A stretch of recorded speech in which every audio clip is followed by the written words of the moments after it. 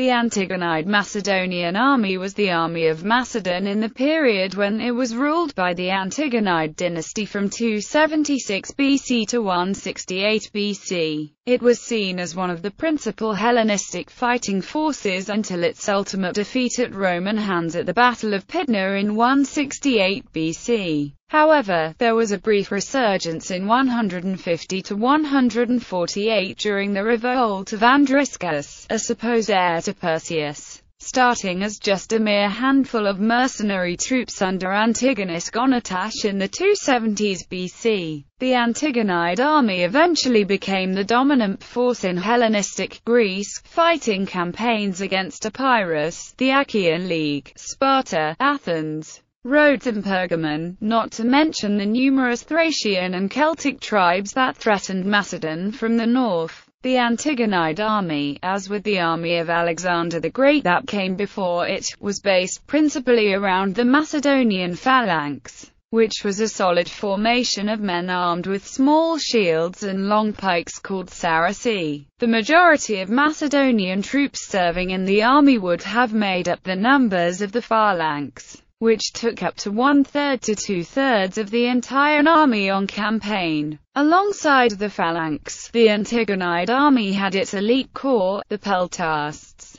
numerous Macedonian and allied cavalry, and always a considerable amount of allied and mercenary infantry and auxiliary troops. The army under Antigonus Gonatash. When Antigonus Gonatash took over from his father, Demetrius I of Macedon, he inherited little more than a few mercenary garrisons spread across Greece. But using his mercenary forces, he was able to defeat an invading Celtic army at Lysimachia in 277 BC. This gave Gonatash the Macedonian throne, which had been in turmoil since the Galatian invasions of 279 BC. However, when Pyrrhus of Epirus invaded Macedon in 274 BC, Antigonus' army suffered some minor defeats and desertions before eventually defecting en masse to Pyrrhus. Once again Gonatash was left with but a mere handful of followers and mercenaries. These forces were of considerable aid to Sparta when Pyrrhus assaulted the city in 272 BC. Pyrrhus was soon killed by a combined effort of the Spartans, the Argives and Antigonus Gonatash. Having now recovered Macedon after the death of Pyrrhus, Gonatash ruled until 239 BC. At this point, the Antigonid kingdom probably had no standing army, the only permanent corps, besides the mercenaries, being the horse guards and the foot guards, the agema. The army was probably formed by a levy of farmers called out when a serious campaign was expected. Almost all overseas and garrison work was performed by mercenaries. Due to the financial strains that plagued the kingdom, Gonatash primarily hired Galatian and Celtic mercenaries, as they were much cheaper than Greeks. Antigonus Gonatash ruled directly over the original Macedonian kingdom. However, he put the newly acquired territory under the control of a strategoi with military powers. By the time of his death, Gonatash had cemented Antigonid dominance in Macedon. However, in Greece itself, Macedon was weaker than it had been under Alexander the Great. This would change with his successors though. The army 239-168 BC. Demetrius II, father of the future Philip V of Macedon, only ruled for 10 years, but in his reign he fought many campaigns against the northern Thracian, Celtic and Illyrian tribes, as well as an Achaean-Aetolian alliance. However, his swift death left Antigonus Doson as regent for the young Philip. A resurgent Sparta under Cleomenes III led to war in the Peloponnese, and the Achaean League under Aratus of Sicyon turned to Antigonus Doson for help. Doson campaigned against Cleomenes in 224-22 BC. This culminated with the Battle of Sellasia in 222 BC, in which Cleomenes was defeated by an allied army, mainly anchored by a Macedonian army of 13,300 Macedonians and 5,300 mercenaries. After the death of Doson, Philip took the throne and almost immediately began to campaign wars against the Aetolia, Sparta and Elis. as well as of Dardanian invasion, kept Philip busy in the years 220–217 BC and gave him a great deal of military experience. Yet Philip's rule would be marked by war with Rome, which culminated with a treaty with Carthage which led to the First Macedonian War. The First War ended in a stalemate and the Peace of Phoenix, which allowed Philip to keep his newly acquired land from his campaigns against the Aetolians, Rome's ally. Between 205 and 201 200th BC, Philip used the peace to reorganize his army recruitment system and introduce new strict disciplinary codes for the army. Peace did not last, and an alliance with Antiochus III of the Seleucid Empire, which allowed Philip to campaign in Asia Minor, led to an alliance of Pergamon, Athens and Rhodes, who appealed to Rome for help.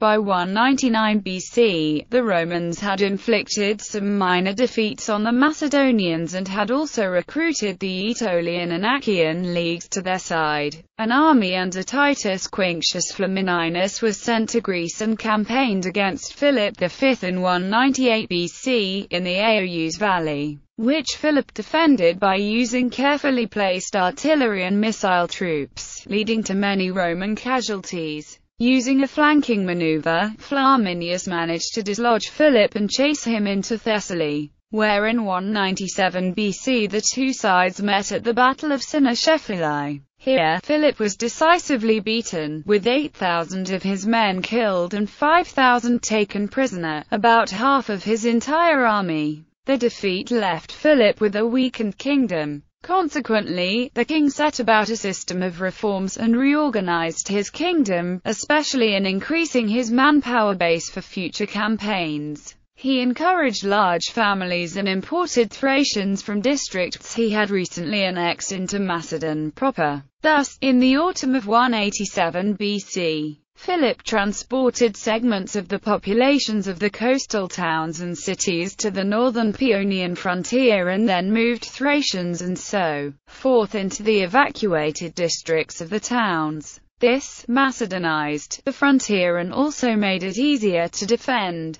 The Thracians moved to the cities and towns where people directly responsible to Philip as king and also a useful force to watch over suspect citizens. New mines were created, old ones were deepened, and agricultural and harbour duties were increased to increase the kingdom's revenue. Overall, these social and economic moves strengthened the kingdom by Philip's death and the accession of his son Perseus of Macedon. By the eve of the Third Macedonian War, Perseus, thanks to his father, had enough grain to last the army 10 years without drawing on harvests in or outside Macedon, enough money to hire 10,000 mercenaries for 10 years, a fully reconstituted army and arms for 3 such armies as Perseus possessed in his armories. In fact, when Aemilius Paulus, the Roman commander who defeated Perseus as Pydna in 168 BC, took the Antigonid royal treasury, he found 6,000 talents left. The army fielded by Perseus in the Third Macedonian War was 43,000 strong, 29,000 of them Macedonians. Compare this to the army of Doson at Sellasia, which had 13,300 Macedonians, or the army of Philip at Cynoscephalae. The years of peace and consolidation had increased the national levy by 9,000 men. However, at the Battle of Pydna in 168 BC, Perseus was severely defeated, with the loss of 20–25,000 killed and 11,000 captured. After this defeat, the Antigonid kingdom was quickly disbanded, with Perseus becoming a Roman prisoner and Macedonia being split up into several autonomous republics. The Amphipolis military codes sometime around the beginning of the 2nd century BC. Philip V introduced a set of new codes for discipline in his army, the Amphipolis codes. As an example, these new measures included fines for missing equipment and weaponry, 2 obols for not having the konos, 3 obols for missing a sarissa and a drachma for missing the shield. We also know from this code that the ordinary phalangite would have been equipped with a leather or linen jerkin known as a linothorax and not a full metal cuirass. as the fines for missing cuirasses are limited to officers only. They also dealt with the organization of encampments. Hypaspists were to set up to their tents, immediately after those of the king and his immediate entourage. Peltasts and the Aegma, like the army of Alexander the Great, the army of the Antigonids had their Hypaspist corps, but they were known in the Antigonid army as Peltasts. This corps was the premier guard infantry unit of the regular army. They are not, however, to be confused with the skirmisher troops of the same name, denoted by their shield, the Peltor. The Peltast corps, much like the Hypaspists of Alexander, were an infantry force, which fought beside the phalanx in battle, but at other times employed for ambushes, force marches and special expeditions. Examples of their special actions would be their ambush in Lyncestis and their use as shock troops in the storming of Cephalonia. At Pydna, the corps fought as part of the phalanx, in which they were butchered to the last man. The Peltast corps was probably 5,000 strong, with an elite battalion of 2,000 called the Aegma. The corps was probably organized into chiliarchia and subdivided like those of the phalanx. As for term Hypaspist, it still lived on in the army. However, instead of a combat unit, it was a staff corps and bodyguard force for the king. For instance, a Hypaspist was sent by Philip V to Larissa to burn state papers after the defeat at Cynoscephalae. Chalcaspides and Leucaspides, like Alexander's phalanx. The phalanx of the Antigonids was mainly based on men enrolled territorially from the Macedonian peasantry. Barbarians, settled in Macedon, like the Thracians and so forth, were given land in return for serving in the phalanx. The phalanx under the Antigonids made up a much higher proportion of the army than under Alexander. At Sellasia, it was 34% of the army, at Cynoscephalae it was 62%, and at Pydna it was 49%. The Antigonid phalanx itself was probably divided into two separate corps, the Chalcaspides and Leucaspides. Together, they were 10,000 strong in Antigonus Dosson's army at Sellasia in 222 BC, though the precise number for each corps is unknown. The Chalcaspides were probably more prepared for prolonged combat service than the Leucaspides, as they are sometimes found on distant expeditions. Without the other corps, cavalry, the importance and proportion of cavalry in the Antigonid army was far less than in Alexander's army. Whereas the proportion of cavalry to infantry in Alexander's army was about 1 to 6, in the later Antigonid armies the proportion was about 1:20. However, we must remember that Philip II had a similar proportion of cavalry to infantry, and the reasoning for the higher amounts of mounted forces in Alexander's campaigns was due to the vast distance of territory needed to be traveled, especially in Persia. In Alexander's campaigns, swift advances and the ability to cover vast distances were the key to success. In comparison, for the Antigonid commanders,